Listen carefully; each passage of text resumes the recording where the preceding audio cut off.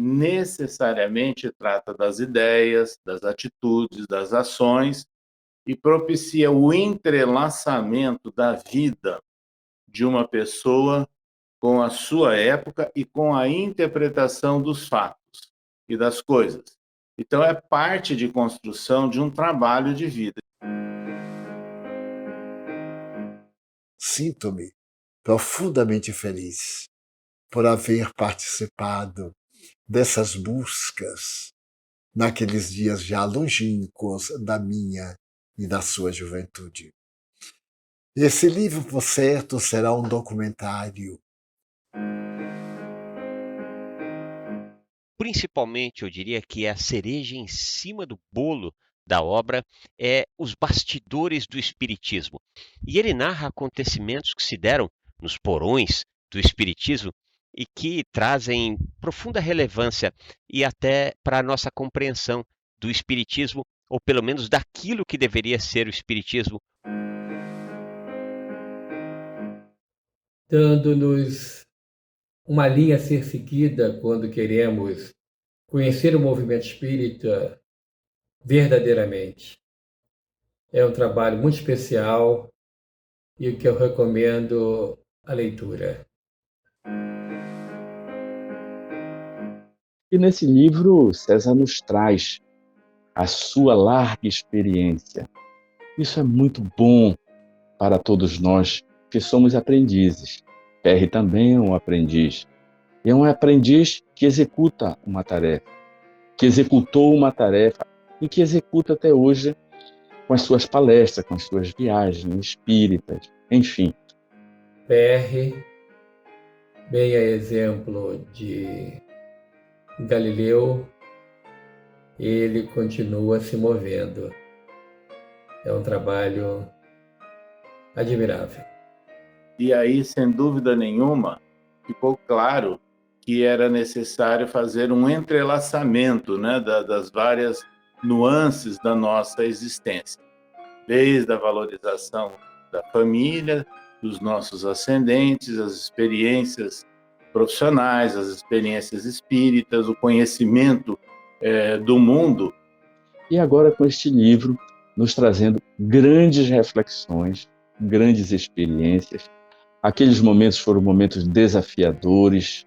Uma vez que a obra deixa bastante claro alguns tantos desvirtuamentos que se deram na doutrina dos espíritos. Eu diria que o livro é mais do que uma necessidade, é uma obrigação para quem quiser entender o que é o espiritismo e principalmente o que tem sofrido o espiritismo no Brasil. Que aproveitem para beber nesta água cristalina das exemplificações e experiências dessa época. Formulo votos do coração e do pensamento para que a obra atinja o seu mistério, consolar, iluminar e historiar as dificuldades, as alegrias, os desafios que constituem o empreendimento em torno de todo o ideal de enobrecimento humano. É por isso que o livro ficou assim mais denso, mais longo, para que reunisse todas essas experiências de uma vida que tem sido relativamente longa já.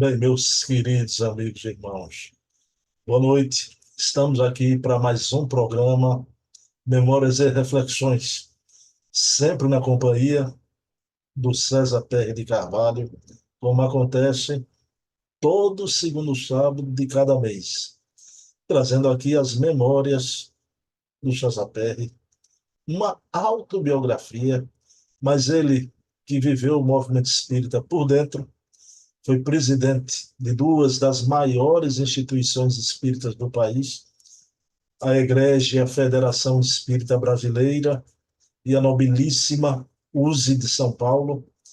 E conversando aqui sobre as memórias do seu César, claro que vem à baila, né, fatos do movimento espírita brasileiro que só ele conheceu por dentro, né, em determinada quadra da nossa vida aqui no Brasil. Né?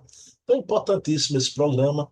Na noite de hoje, vamos conhecer algo sobre o espiritismo, ou melhor dizendo, o espiritualismo na Inglaterra, com viagens sucessivas que o César Perry fez até o país bretão. Então, vamos conversar aqui, extrair muita coisa importante, coisas que a gente já sabia, mas não sabia tão bem. A questão é essa, né? Coisas até que a gente sabia, né? Mas hoje a gente vai saber melhor do que sabíamos já. Então é isso, pessoal. São 8 programas no meu canal, tá?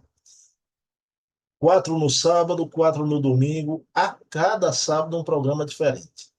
Sábado a gente tem aqui Charles Kemp da França, César Perry de Carvalho, o grande ícone da pesquisa espírita no Brasil, Carlos Sete Bastos, o articulista de reformador Leonardo Marmo Moreira, não é? Com programas sobre Leon Denis, memória, documentos espíritas, Chico Xavier. E nos domingos, temos também a cada domingo um convidado diferente, como Ana Maria Miranda, filha do Hermínio Miranda, Heloísa Pires, filha do Herculano Pires, Silvio Mariano, documentarista espírita, o querido Luciano Clay, historiador, biógrafo de Bezerra, a cada semana com programas também semelhantes ao sábado, programas sobre Hermínio Corrêa de Miranda, Herculano Pires, resenha literária, livros espíritas, Bezerra de Menezes. Então, o esforço é hercúleo, né? Amanhã mesmo, hoje, vocês estão aqui comigo com o programa do César Perry, Memórias e Reflexões. Amanhã, não percam. Heloísa Pires, a gente vai falar na fase histórica do Espiritismo, segundo Herculano Pires, a fase histórica que a gente vai conhecer a nebulosa de Swedenborg. Vejam bem, a falange do Consolador Prometido e a quebra dos arcabouços religiosos. Vejam bem que programa se intitula assim, a nebulosa de Swedenborg, a falange do Consolador e a quebra dos arcabouços religiosos. Então, imperdível, Dona Heloísa Pires com aquele brilhantismo peculiar que adorna a sua pessoa, né? Para mim, Heloísa Pires é aquele ser que tem em equilíbrio as duas asas, a asa do amor e a asa da sabedoria. Então, um programa imperdível amanhã, 20 horas aqui no canal, venham assistir. Prometo que não se arrependerão. Tá? Como não vão se arrepender de estar aqui hoje, escutar, não é, a ponderação de um verdadeiro pensador. E o César Perry não foi apenas um dirigente espírita, orador, escritor, é um verdadeiro pensador. Tá? Vocês verão, tá, a importância do que ele vem falar aqui. Então vamos iniciar o programa elevando o pensamento a Deus, agradecendo ao nosso Pai de bondade infinita por mais essa oportunidade. Possamos, à noite de hoje, junto ao César Perry, extrair informações importantíssimas do movimento espírita da Inglaterra, daquilo que foi o novo espiritualismo, e possamos trazer essas informações preciosas para aplicarmos no nosso modus operandi aqui no Brasil, nas nossas atividades da atualidade. Então, pedindo permissão a Jesus, a quem tudo devemos, iniciamos o nosso programa da noite de hoje. Pessoal, então, sem delongas, imediatamente vou colocar seu César aqui para conversar conosco. Bem, meus queridos amigos e irmãos, já estamos aqui com César Pérez de Carvalho, para mais um programaço, Memórias e Reflexões. Seu César trazendo algo da sua autobiografia, Memórias e Reflexões pelos Caminhos da Vida, mas também, claro, e principalmente na noite de hoje, o que vai ter de elementos doutrinários, né, de espiritualidade, principalmente sobre o movimento espírita bretão, movimento espírita inglês. Deixa eu dar boa noite a seu César. Seu César, boa noite, prazer imenso. Tudo bem? Boa noite, Bruno. Boa noite a todos aqueles que nos acompanham pela internet, os internautas, né, desse blog. Estamos aí à sua disposição, Bruno. Seu César Pérez, eu conversei com Silvinha Campos, viu, para sua vinda aqui em agosto. Para o senhor, falta ainda longos 2 meses, mas a gente aqui já está na contagem regressiva, viu, para sua vinda. Tudo bem, estaremos aí, sim. Bom, seu César, a gente vai abordar algumas questões, né, de viagens suas à Inglaterra, que foram várias. Mas eu queria, e o público que nos assiste vai perceber daqui a pouco, na primeira pergunta, algo sobre uma cirurgia, não é? Sobre a colocação de uma prótese. Seu César, aí me ocorreu, eu queria fazer uma pergunta ao senhor, porque é sobre o corpo espiritual. Tá? A gente vê muitos debates por aí, tá? Formadores de opinião, alguns até conhecidos, né? Então, criticando a obra de André Luiz, né? Uma obra que, para mim, traz a chancela de uma revelação extraordinária obtida pelo Chico Xavier. Mas, seu César, a questão dos órgãos no corpo espiritual. Tá? O que me assombra é que o pessoal quer fazer uma análise no aspecto de uma materialidade que não cabe, seu César. Né? Aí, uma pessoa experiente, como o senhor, ponderada, como o senhor vê essa questão dos órgãos do corpo espiritual, não é? E o senhor concorda que essas análises, às vezes, são de uma materialidade muito grande? Sem dúvida, elas são uma análise, muitas vezes, numa ótica, eu diria, muito material, né? Muito com a visão corpórea, vamos assim dizer, né? E para uns, e para outros que não conseguem admitir, inclusive, nenhuma outra obra além daquilo que Kardec escreveu. Então, a gente não pode também agir dessa maneira, porque Kardec ele fez as obras que são chamadas básicas. Ele traz os princípios, ele trata assim, em generalidade de várias questões. Isso foi muito importante, porque se ele houvesse detalhado em meados do século XIX muitas daquelas informações, poderiam fatalmente estar hoje em desacordo, né, com alguns desenvolvimentos científicos que aprofundaram alguns conhecimentos. Agora, ele é a base. A partir daqueles fundamentos, dos princípios do Espiritismo, nós temos, em coerência com a obra de Kardec, muitas obras. E eu considero André Luiz uma delas. Inclusive, é interessante que várias pessoas de destaque, né, da literatura espírita, do conhecimento espírita, analisaram profundamente as obras de André Luiz e a reverenciam, né? É o caso do Dr. Hernani Guimarães Andrade e de muitos outros, que Herculano Pires e que se seguiram. Agora, especificamente com essa questão que você coloca, é uma visão, às vezes, olhada na ótica corpórea. Na verdade, o corpo espiritual ou perispírito, segundo André Luiz, ele detalha nas suas obras, nós temos centros vitais ou centros de força. Esses centros vitais ou centros de forças, eles têm como se fosse uma ligação mais próxima com a nossa organização física em determinadas áreas, determinadas funções e determinados órgãos do corpo. Então, o que há no corpo espiritual, vamos assim dizer, André Luiz trabalha isso no planejamento reencarnatório, no livro Missionários da Luz. O que há é correspondente, não o órgão na visão Perfeito. material. É isso que é uma ilustração, vamos assim dizer, de uma preparação que ela é elaborada, planejada no mundo espiritual, como que se fosse, entre aspas, no mundo espiritual, dando uma ideia, né? Semelhante ao do órgão, mas não como se fosse um órgão corpóreo. É essa a diferença que tem que se fazer. Que bom, seu César. Obrigado, viu? E é isso, né? Correspondente.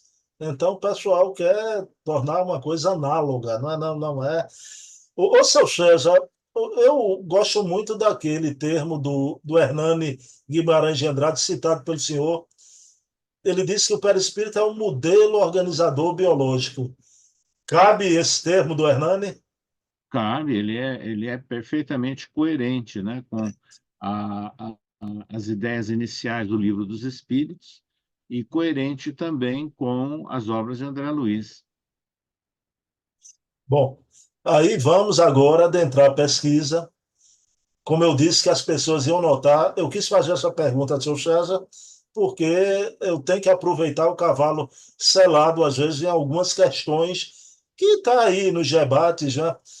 Mas, seu César, o senhor vai à Inglaterra pela primeira vez em 1971, acompanhando seu tio Lorival, que se encontrava doente com câncer. Seu César, eu queria que o senhor detalhasse aí a questão da doença, qual foi. Ele vai se tratar em Manchester, colocar uma prótese, né? Mas, por favor, essa viagem, que não deve ter sido uma viagem fácil, claro, né? E o senhor até disse que ele foi tratado como se fosse um médico inglês, né? É, próprio deles lá.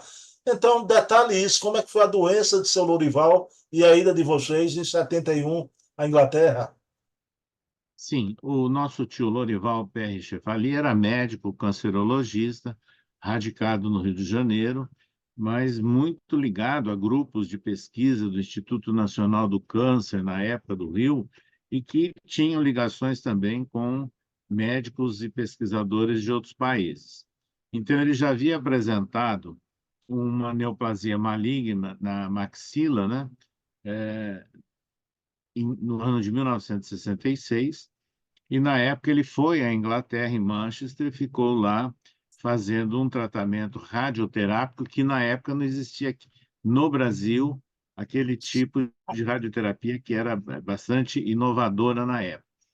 E com isso, ele passou 5 anos, né, bem tranquilo, sem problemas, e houve uma recidiva no ano de 1971, e aí houve a recomendação que ele voltasse no mesmo núcleo hospitalar de Manchester, que era um centro de referência, né, no Reino Unido, na questão da radioterapia, e lá foi optado pela retirada, né, de metade do maxilar superior, que é uma cirurgia bastante agressiva, né, delicada, e nós o acompanhamos, porque na época eu já era professor, né, de odontologia, e nessa área de cirurgia, sobrinho, muito amigo, muito ligado a eles, e eles nos convidaram que os acompanhasse. E lá nós ficamos realmente, admiramos muito, né, todo o atendimento médico dispensado por aquele hospital especializado, que é o Christie Hospital, né, de Manchester, e lá, naquele local, ele foi realmente atendido, por ser médico e da área, e com indicações de especialistas e pesquisadores do Rio, ele foi tratado como se fosse um cidadão britânico, realmente com todos os cuidados, né? Todas as atenções médicas e hospitalares.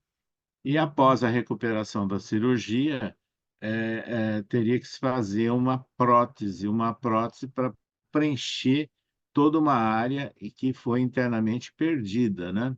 E então havia no grupo que o atendia um cirurgião dentista especializado nesse tipo de prótese, e ele nos convidou, acompanhamos lá a feitura de alguma dessas próteses, os preparativos, né, para uma prótese até provisória que foi colocada ali, num pós-operatório mais tardio. E quando nós retornamos ao Brasil, nós trouxemos, né, a técnica que nós vimos sendo executada lá na Inglaterra, naquele laboratório especializado, e na Faculdade de Odontologia de Araçatuba, vinculada à Unesp, né, nós levamos aos professores de prótese aquela técnica e que facilitou, inclusive, que o nosso tio, numa época já melhor, né, de toda aquela recuperação, ele viesse do Rio de Janeiro para Araçatuba, onde foi feita essa prótese. E essa prótese, feita lá na Faculdade de Odontologia de Araçatuba, permitiu a ele não só uma mastigação mais adequada, né, como uma aparência melhor também, não é? Então, isso deu, vamos assim dizer, uma melhoria, né, da qualidade de vida dele. Bom, o senhor trouxe para a FOA, a Faculdade de Odontologia de Araçatuba, essa técnica da confecção da prótese. A minha pergunta, e de Araçatuba, essa técnica se estendeu para outros nichos do Brasil, seu César? Não necessariamente. Nós já tínhamos aqui em São Paulo, né, junto ao Hospital AC de Camargo, que é um hospital especializado, né, em cancerologia, já havia um departamento de odontologia que faziam as chamadas próteses bucomaxilofaciais. Agora, lá nós vimos um tipo de uma prótese nova que eles estavam usando, mas não houve depois vinculação não, com outras instituições. Bom, seu César Perry, Divaldo Franco tem uma obra em parceria com o senhor em Louvor à Vida, tá? E nessa obra, o Divaldo tece algumas considerações sobre aspectos espirituais da doença do seu tio Lorival, inclusive com mensagens dele. O senhor podia aqui revelar alguns aspectos espirituais dessa doença do seu tio Lorival? Esse livro, Em Louvor à Vida, foi publicado em 1987, né, pela editora Leal de Salvador, onde nós temos mensagens espirituais assinadas pelo nosso tio já desencarnado, pela psicografia de Divaldo. Nós incluímos textos médicos de orientação pública que ele se dedicava a isso, dele, na área da saúde, de prevenção, e fizemos os nossos comentários, tanto dos textos dele encarnado, como dos textos dele espirituais pela psicografia do Chico. Então, o livro Em Louvor à Vida resume tudo isso. E é interessante que o nosso tio conheceu, teve muitos contatos com o Divaldo, né? Pereira Franco, tanto no Rio de Janeiro como em Araçatuba, que ele comparecia em nossa residência, na residência da nossa genitora, como também ele conheceu o Chico Xavier, que nós o levamos até o Chico. Mas na mensagem, Divaldo já havia dito isso, inclusive, ele estava, na realidade, o nosso tio, fazendo, vamos assim dizer, um resgate, vamos assim dizer, de alguns enganos cometidos na própria Inglaterra no período daquelas guerras religiosas, né, que foram instauradas lá por volta do século XV, século XVI, século XVII, né? Então, tem a ver com isso. Então, ele não só, como médico, estava também fazendo uma reabilitação dele, vamos assim dizer, espiritualmente, atendendo pessoas com problemas, como também ele, pessoalmente, passou por uma privação, por uma dificuldade grande, e que teve o tratamento disponibilizado na própria Inglaterra, onde ele teria praticado lá alguns enganos. É isso que veio à tona nas mensagens de Divaldo. Interessante, aí a lei da reencarnação, não é? Nada Sim. acontece por acaso, né? Mas, seu César PR, vamos lá. E o senhor aproveitou, claro, tá? Foi conhecer algo vinculado ao espiritismo, né? E ali o senhor se depara com o new espiritualismo, o novo espiritualismo, as chamadas igrejas espiritualistas, E o César Perry teve que pagar para tomar passe, seu César Perry. Naquela época, na Inglaterra, 1971, não existia espiritismo como nós entendemos. O que existia lá era o chamado novo espiritualismo, que tem como origem, como data de fundação, os fenômenos de Hydesville, de 1848, lá dos Estados Unidos. É ali que eles consideram a origem desse movimento.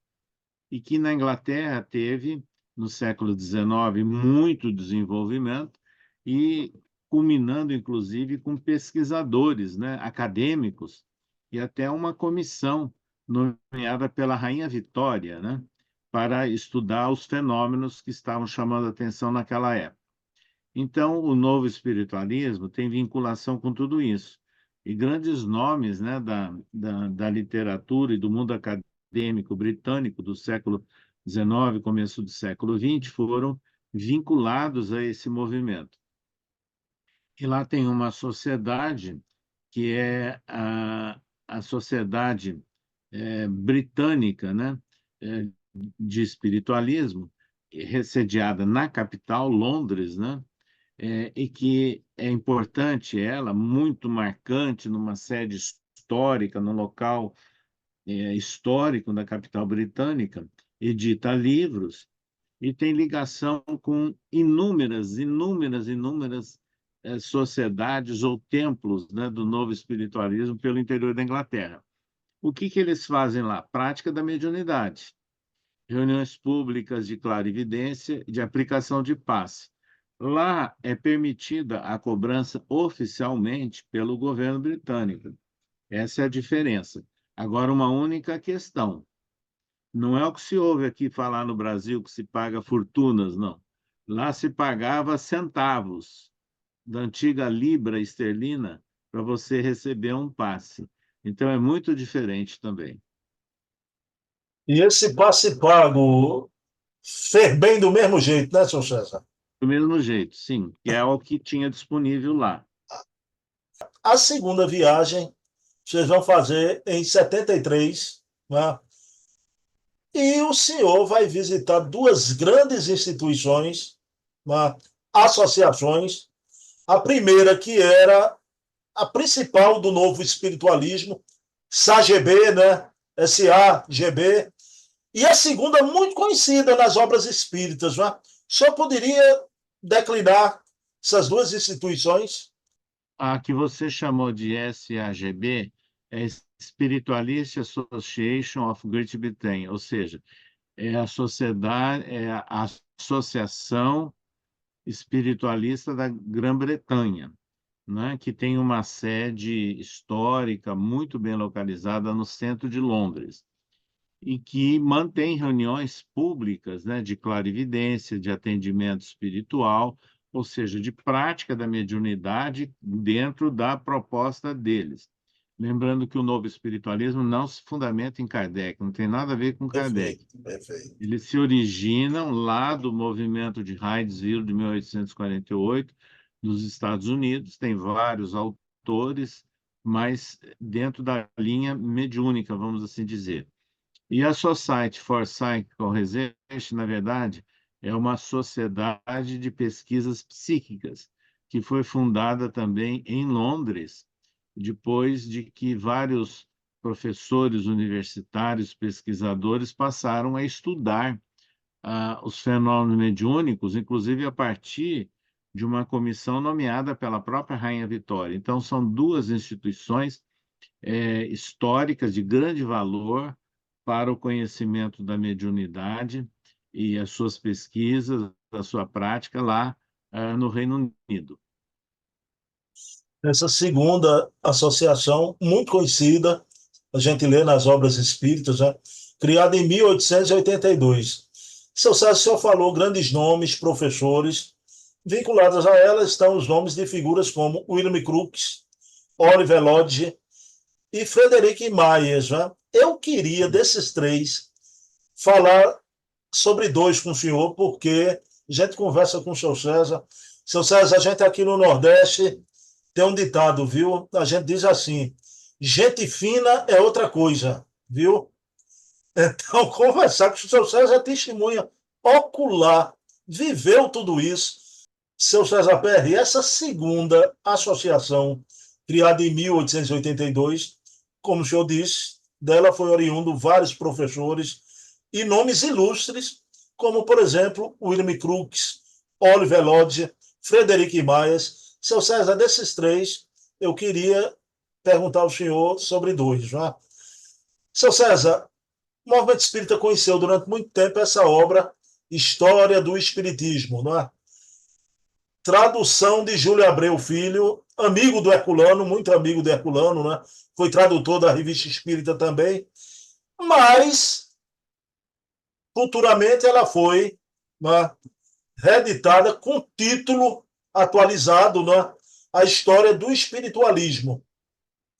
Seu César, o senhor foi amigo do tradutor dessa obra, então consertando o título, e a pergunta é a seguinte: foi adequadamente atualizado o título para a história do espiritualismo? Sim, veja bem, Bruno, essa edição da editora O Pensamento, que é dos anos 1960, eu tenho, inclusive foi um dos primeiros livros que eu recebi de presente na minha juventude ainda, e que li com muita atenção. E ele traduziu o termo espiritismo, mas na realidade o que Conan Doyle escreveu é History of Spiritualism, ou seja, então o termo adequado é espiritualismo. É que o tradutor aqui paulista na época achou melhor para chamar mais atenção a liberdade que ele usou de botar espiritismo.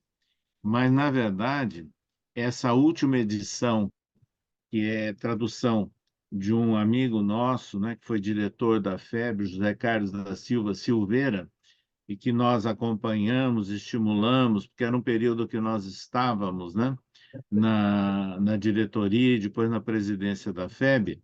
Ele fez uma nova tradução inteira e colocou o título de acordo com o texto em inglês. Então, História do Espiritualismo. Mas o conteúdo do livro é o mesmo, apenas é uma nova tradução.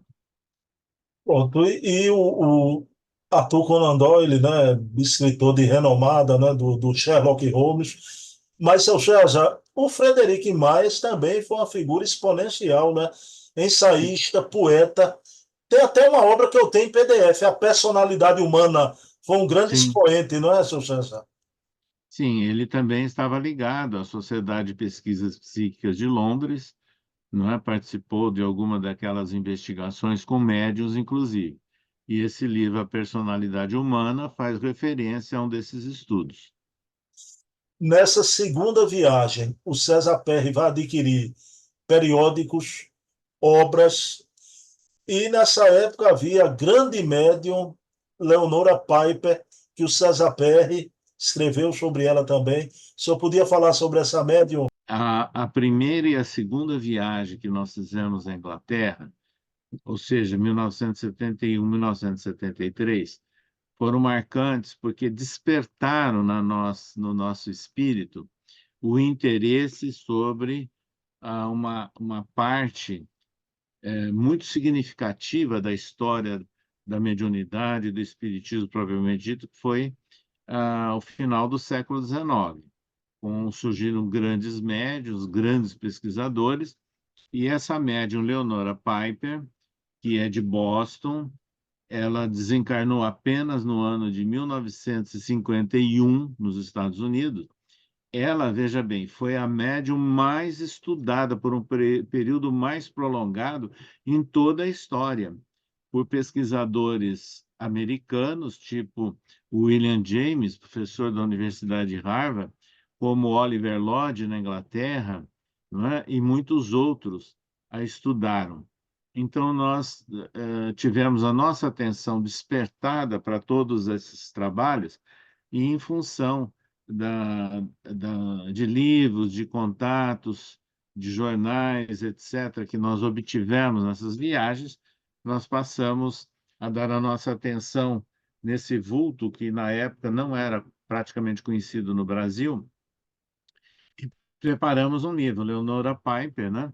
Que é, foi editado pela casa editora O Clarim em 1986 e que tem o título Os Sábios e a Senhora Piper. E aqui tem na capa, inclusive, uma imagem dela, né? Que foi feita por uma artista plástica espírita de São Paulo, né? Alzira Apolo. Esse livro aqui, editado, existe até hoje, né, pela casa editora O Clarim. Nós relacionamos, né, todas as pesquisas, a vida, né, de Leonora Piper até a sua desencarnação. Ela teve uma vida longa, né? Ela viveu mais de 90 anos. Bom, a obra continua sendo editada, publicada pela editora O Clarim, não é, seu César? Sim, A gente pode exatamente. adquirir tranquilamente. Pode. Obra importantíssima, eu vou adquiri-la, né?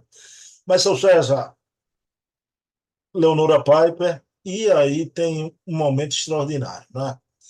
O senhor e Dona Célia, né, nessa viagem, viram a grande médium inglesa Rosemary Brown, que eu andei estudando tempos atrás, anos atrás, eu pensava, seu César, que ela só recebia, médium musicista, as composições de Liszt, mas nas suas memórias eu vi que eram composições não apenas de Liszt, mas de Chopin, Beethoven, Debussy, Schubert, Brahms. Então, seu César, o senhor adquiriu até um bolachão, um long play da Rosemary Brown com as suas execuções. Sim, veja bem. É, eu e a esposa Célia tivemos aí um momento surpreendente. Quando nós chegamos para visitar a, a Associação Espiritualista da Grã-Bretanha, em Londres, numa tarde, lá estava no final de uma sala, ao piano de caudas, inclusive, terminando a apresentação a médium Rosemary Brown, e que era muito conhecida naqueles anos, né, início dos anos 1970. E já existia um long play dela, lançado pela Philips. Aliás, o pessoal hoje nem sabe o que é long play, né? Mas nós adquirimos e aqui está ele. Olha, veja bem. Essa é a capa do long Impressionante. play, aparecendo a Rosemary Brown ao centro e ao lado, né? Veja aqui as figuras dos espíritos compositores, autores, né?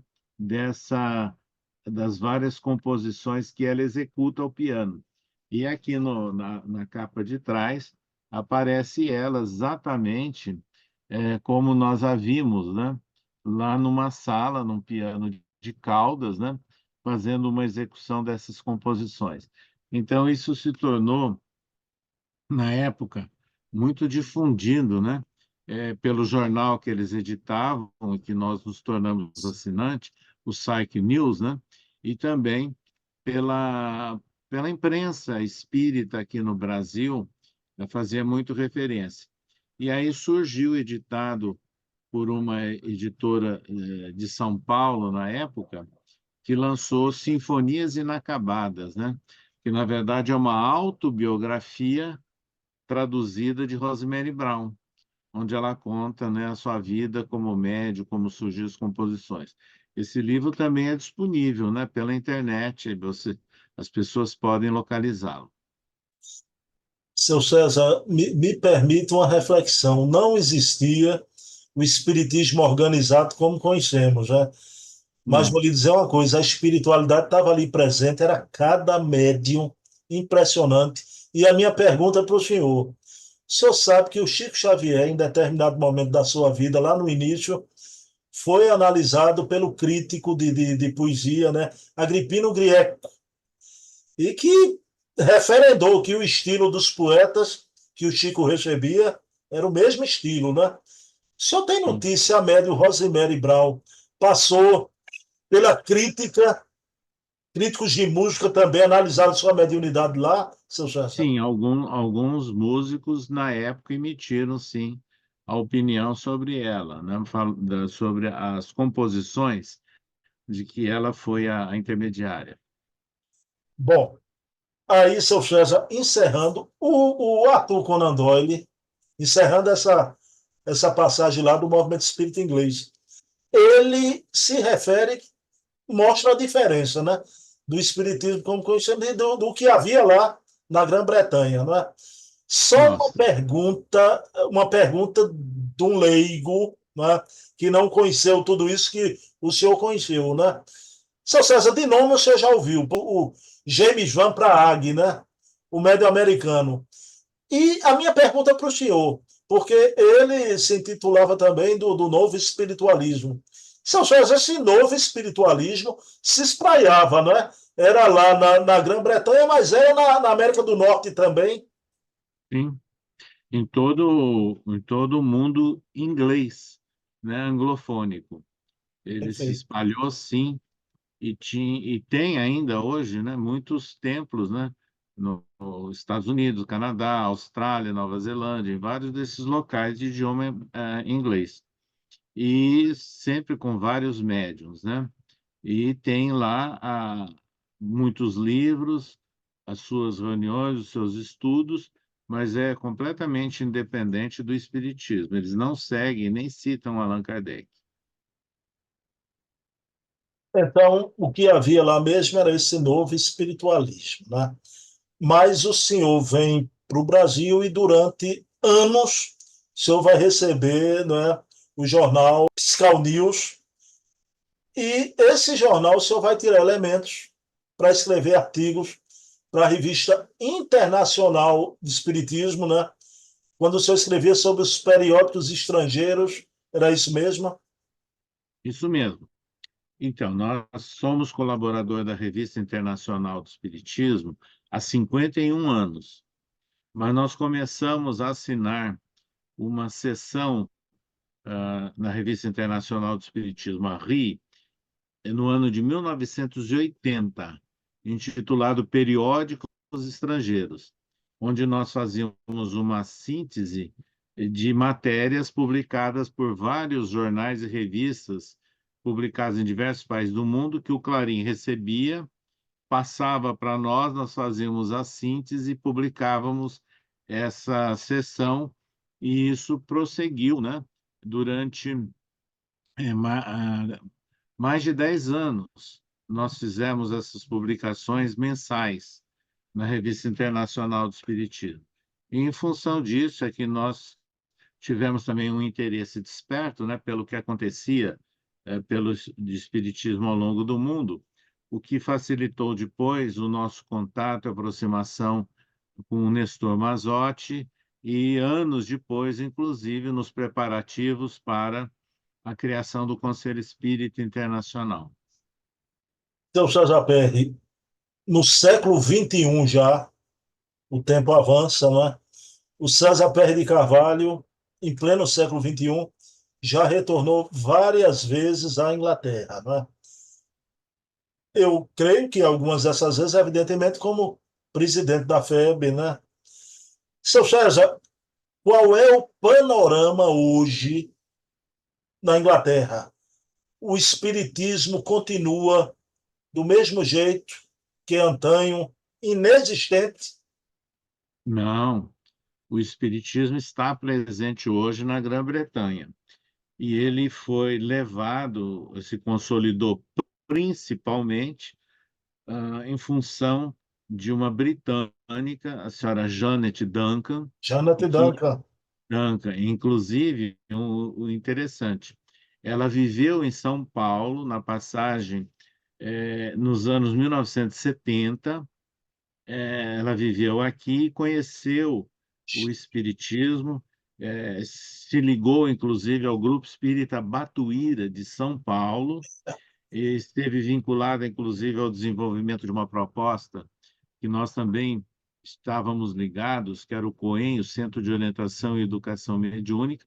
E quando ela retorna para Londres, ela funda em Londres o primeiro centro espírita propriamente de Londres, que é a Sociedade Espírita Allan Kardec, e que existe até hoje, que ela atua, ela tem aí perto de 95 anos de idade, né? Está consciente, ativa e vinculada a esse centro que ela fundou. E isso foi ainda nos anos 1980. Depois disso, ela conseguiu reunir cidadãos britânicos, né, em torno desse centro, e aí começaram também a surgir outros centros em Londres, alguns até fundados por brasileiros lá radicados, mas o primeiro foi fundado por uma britânica e com frequência de britânicos, que é esse da Janet Duncan. E aí surge, inclusive, um trabalho importante que foi feito pela Elsa Rossi, né? Que viveu aí 30 anos no Reino Unido e que colaborou também com a organização de vários centros espíritas na capital londrina.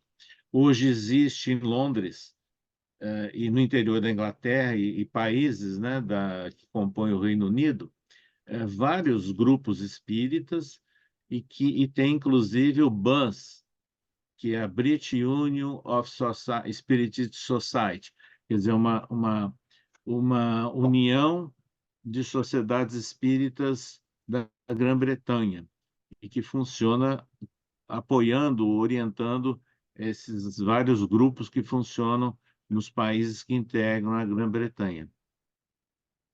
Seu César Perry, o senhor tirou da minha boca porque Janete não aparece nesse capítulo de hoje da sua obra, né? Eu ia lhe Sim. perguntar sobre ela, inclusive ela conheceu o Chico Xavier porque ela começou a ouvir vozes gritando no seu ouvido, né? Olha, vá conhecer o Chico Xavier, vá conhecer o Chico. Seu César, o senhor conheceu pessoalmente a Janete? Nós conhecemos ainda nos anos 1980, não no período. Ela não morava mais em São Paulo, ela já tinha retornado a Londres, que ela retornou ainda no final dos anos 1970, mas nós a conhecemos no primeiro Congresso Internacional do Espiritismo, que aconteceu em Brasília no ano de 1989. Seu César, o senhor falando, graças a Deus, para mim, Janete Duncan é uma missionária, né? Levou o Sim. espiritismo para as terras inglesas, né? Viva até hoje, meu Deus, 95 anos. Que Deus abençoe Janete Duncan. Mas, seu César, semelhante o trabalho na Inglaterra, guardadas as proporções, né? Em outro campo, no campo da pesquisa, o Charles Kemp hoje é o presidente lá da Federação Espírita Francesa, né? E o Charles coloca as cartas à mesa, né? E fala que o movimento espírita francês é muito diminuto, né? Então, com aquela esperança que retome algo, né? Mesmo que levemente comparável ao fulgor do passado. Mas a minha pergunta é para o dirigente César Perry, que viajou tanto, qual é o panorama do movimento espírita internacional? Eu diria que depois do Brasil, é a Colômbia. Tem um movimento intenso, não é? Não só numérica, como qualitativamente também. Hoje, nos Estados Unidos, também tem mais de 100 centros espíritas funcionando, muito embora a gente tenha que fazer uma observação que muitos desses centros são frequentados por latinos, né? Ou brasileiros ou dos países hispânicos, não necessariamente por americanos. O grande trabalho em inglês nos Estados Unidos é feito pela Vanessa Ancelone, né? Delone, Que conheço. criou até a Rádio Kardec, mantém a revista espírita, Spiritist Magazine, e tem aí as suas reuniões em inglês, né, na Virgínia. Portugal tem um movimento já bem desenvolvido, a Espanha também, a, a Inglaterra e a França, eu diria que numericamente pode estar semelhantes, né? Na faixa de 30 a 40 centros ou grupos espíritas, né? Sendo que hoje na França já tem muitos grupos que voltaram a ter a atuação de franceses propriamente ditos, né? Então são movimentos que têm se desenvolvido aí no mundo. Agora, na Europa, é Espanha e Portugal mesmo, né? Veja, numericamente, até talvez aí por uma facilidade de idioma do português, com muita ligação com o Brasil, embora o movimento espírita português seja sempre independente. Tem que deixar isso muito claro, sabe? E o da Espanha também é independente. Seu César, e o movimento espírita da sua, entre aspas, até atavicamente, né? Da sua Itália, como é que é o movimento espírita italiano? O movimento espírita da Itália, ele se desenvolve mais nas regiões do centro para o norte, né, da Itália. Tem vários centros funcionando em Milão, Lecco, em Treviso, né, e outras províncias italianas ali próximas também, ali da Lombardia, da Toscana, né? São as regiões onde tem mais movimento espírita. A última pergunta da noite, seu César.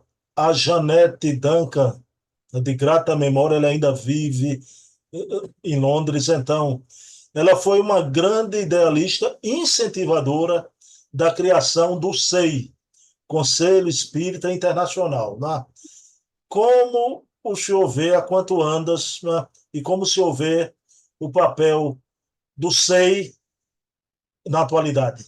Ela participou dos preparativos todos para a fundação do Conselho Espírita Internacional e foi um dos 9 países que fundaram o SEI. No começo eram só 9. E ela participava ativamente das reuniões do SEI, de todas as atividades, reuniões, congressos, e sempre muito ativa e muito interessada.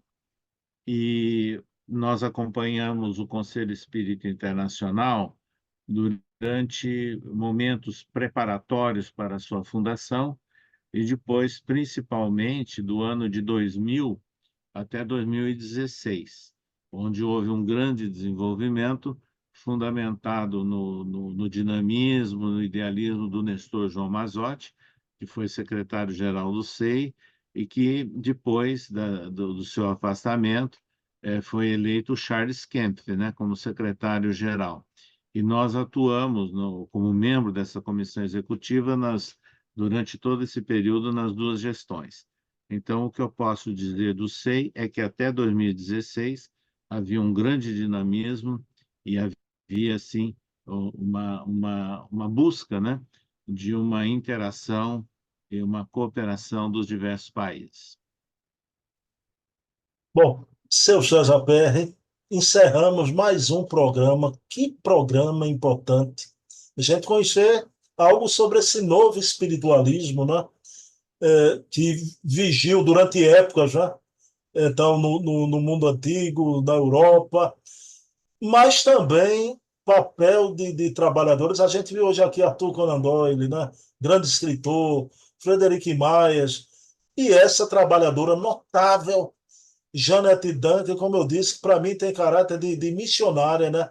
Essa mulher fez, renasceu. Aliás, eu não sei nem se renasceu, ou se ela fundou o movimento espírita inglês, né? Eu acho que a Fundou. palavra cabe fundou o movimento É, espírita inglês, né? Essa figura de mulher notável, né? Deus já abençoe. Seu César, como a gente sempre faz, a prece final com o senhor. Vamos, então, agradecer a espiritualidade, essa oportunidade bendita que nós estamos tendo em nossas existências, de buscarmos o conhecimento mais amplo sobre a vida imortal, a vida do espírito. Agradecemos as oportunidades de diálogo, de intercâmbio com várias pessoas, várias regiões do mundo. E pedimos aos amigos que abençoem a todos os internautas que estão acompanhando essa programação. Que cada um receba em seus lares, seus ambientes de trabalho, aquelas bênçãos expressas por saúde e paz interior. E que assim seja. Bem, meus queridos amigos e irmãos, mês que vem, mês de julho, seu César, a gente vai fazer o programa em plena data da queda da Bastilha, viu? Da Revolução Francesa, viu? No mês de julho, né? Uma data importante aí. Quero dedicar esse programa à minha mãe Eva, minha mãe linda, que hoje habita o plano espiritual, né? Seu César, 3 encontros nós temos, viu? Julho, início de agosto, 2 encontros virtuais, mas o terceiro encontro eu vou apertar a mão do seu César. Mas será um prazer tê-lo na Casa dos Humildes, viu? Até Tá lá, bom? estaremos aí no final de agosto. Com Todo muita mundo alegria. convidado, né? Seu Exatamente. César, um abraço, viu? Obrigado.